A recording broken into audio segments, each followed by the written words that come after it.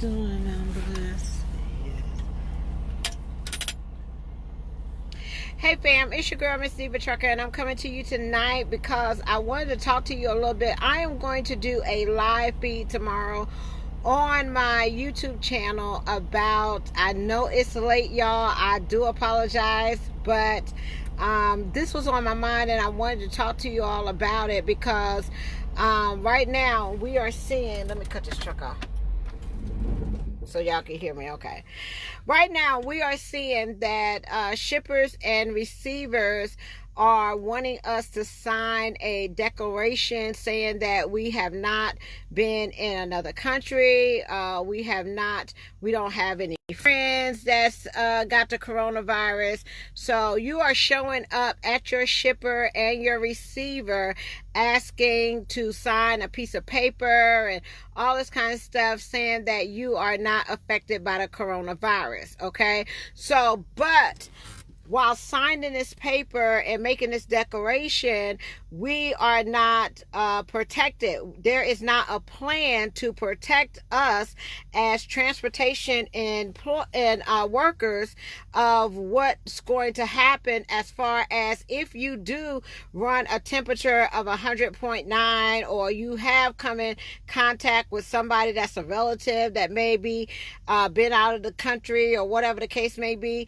We need to have some kind of plan for transportation workers that if this happens to you, not saying if it happens to you, when it happens to you, because if it's in mostly all the states in the United States and this virus has transferred all the way from China over to the United States, it's likely chance that we will come in contact with it as a transportation personnel, as a truck driver. Okay, so we have to have some kind of committee or whatever the case may be that works with the CDC, that works with the health department, that can be instructive on what truck drivers should do, because we are like the first line of defense. We have families at home. We travel from state to state. We're going into shippers and receivers,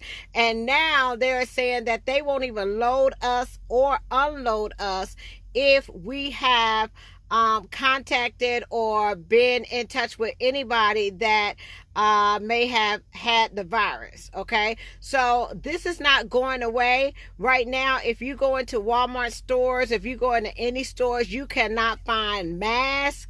You cannot find, I just left Walmart like a few minutes ago and there is no Lysol, the whole Lysol aisle is out. Okay, so if this is something that is a concern and not to cause any kind of alarm, but we also want to be proactive as far as keeping our families safe. Okay, and we don't want to continue to spread it by going home to them or anything like that. So as far as drivers, there needs to be we're on the front line, as you can say, okay, because we are traveling so much, okay, and we are delivering product, we're picking up product. Now shippers and receivers are saying that if we are running a temperature of 100.9, then they're not going to unload us, they're not going to even load us. This is going to affect our pocket.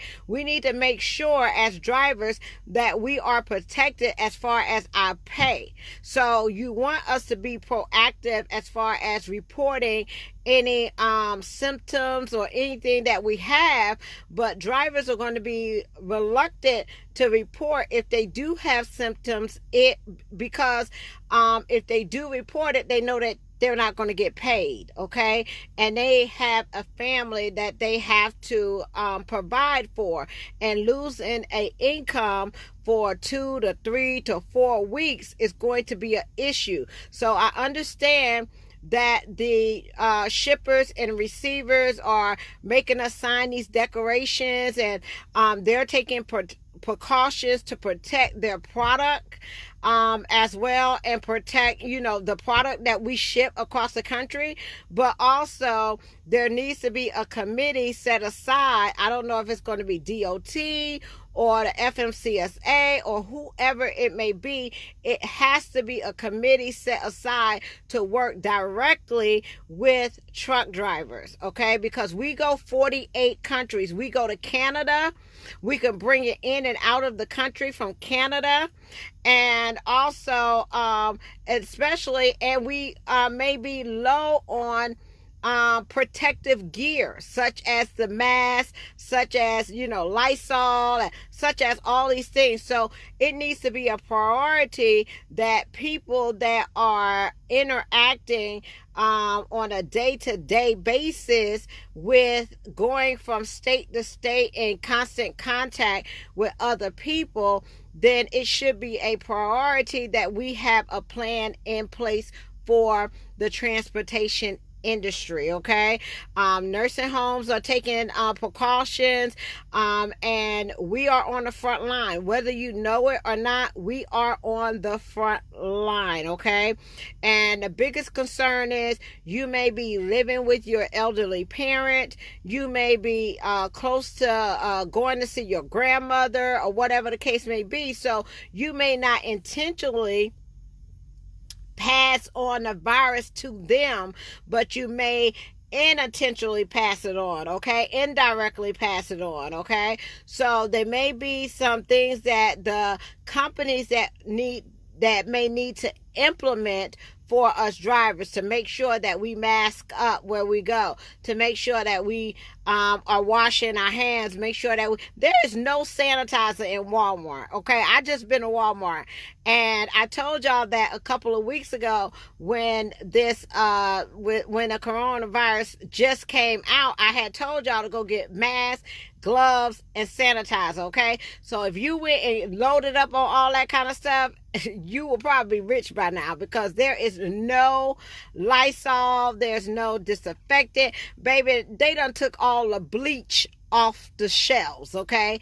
There's only a few bottles of bleach. So anything that says disinfectant, anything that says Lysol, anything that says anything is gone. There is no mask. You can't find a mask to save your life. You can't find gloves anywhere. So it's going to be very important that the companies get involved to help protect these drivers that are out on the road. It's kind of different for everybody else because they're at home. They can choose to quarantine themselves. They could choose not to go anywhere. But if we are in the transportation industry and we're out here working every day, we don't have that kind of choice, okay? So it's very important that there is some kind of committee formed so that there's an active plan for truck drivers, okay? This is not if it's going to happen, it's going to happen, okay? They are not able to stop it. Now, the biggest concern is that, it kind of feels like the flu or something that, we can get through. That's not the issue. If you're healthy, and if you're in shape and you don't have any health problems or anything like that, you're not going to have a problem with this. It's going to be the flu. It's going to feel like the flu. You're going to take a couple of days off to get better. There's no medication that you can take to cure it or whatever the case may be. So you're going to take a couple of days to get better or whatever the case, and then you're going to be okay. You're going to be fine. That's not the issue, okay? For a lot of us, because we are healthy, we pass a DOT physical, we do things every day, so it may not affect us out here on a day-to-day basis because we're active and all that kind of stuff.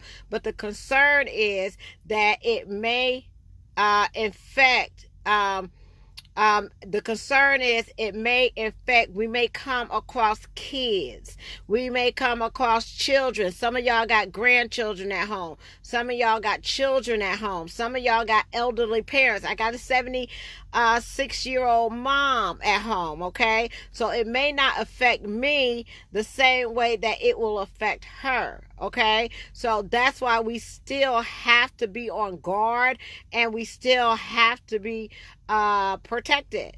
So we want to do the right thing as far as drivers. We want to do the right thing and make sure that we're not spreading it to other people. But you know, it's going to be, I don't see that form that they're having us fill out at all these shippers and receivers saying that we did not come in contact with anybody, that we haven't been to Canada. You know, we got loads. We got posted loads on the board going from Florida to Canada. Okay, because drivers need to get home. All right. There needs to be also like some testing kits available at the terminals or however at the weigh station or whatever the case may be. We want to be proactive as far as doing what we can as transportation workers, not to continue to spread it, okay? But also be aware that if these things are taking place, such as the testing kits and all that kind of stuff, and you're requiring a driver to be off for a certain period of time, which is 14 days, some of them 3 weeks, some of them a month, we need to make sure that these drivers are going to get paid for the time that they are at home. Okay, so there's nobody talking about that. So if you want to make this plan work, if you want to be proactive and you don't want people picking up your product or delivering your product if they have a fever or if they come in contact, but nobody's talking about if that driver's going to get paid. So people are going to be less likely to self-quarantine themselves. People are going to be less likely to quarantine themselves if they do have this problem, if they do have this issue, if they're not going to get paid. This is our livelihood. So somebody has to step up, have a committee and take charge and say, I don't know, like I told y'all, I don't know if it's the FMCSA, I don't know if it's DOT, I don't know who it is, but if it's serious enough for shippers and receivers to make us sign this piece of paper. Like I told y'all, we just got an alert today saying that Tyson Foods, if you come to their thing and you have a temperature of 100.9, that doesn't mean that you had a coronavirus. That may mean that you may be sick, or you may be just a regular cold, or whatever the case may be. They're saying if you got a cold or whatever the case may be, they're not unloading you, they're not loading you, okay? So it's very vague in what it is. They're not testing people to see if they have it or not. They're just saying if you come in contact with anything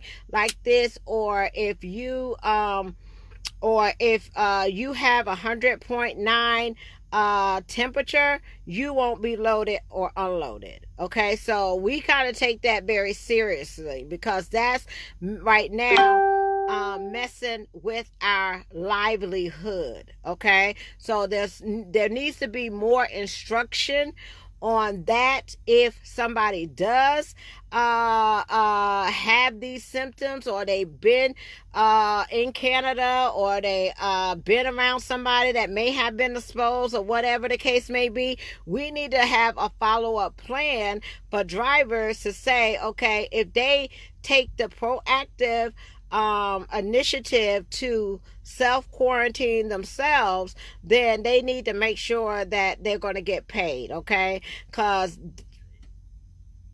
it just has to happen. I mean, drivers are not going to be just voluntarily telling you that whatever, because they know that they got to feed their families, okay? So it's going to get we're going to get through this. There's been other things that have happened, like SARS, influenza. I mean, all kinds of things that happen that don't kill us, but it does it is contagious and you can catch it, okay? And this is something like that.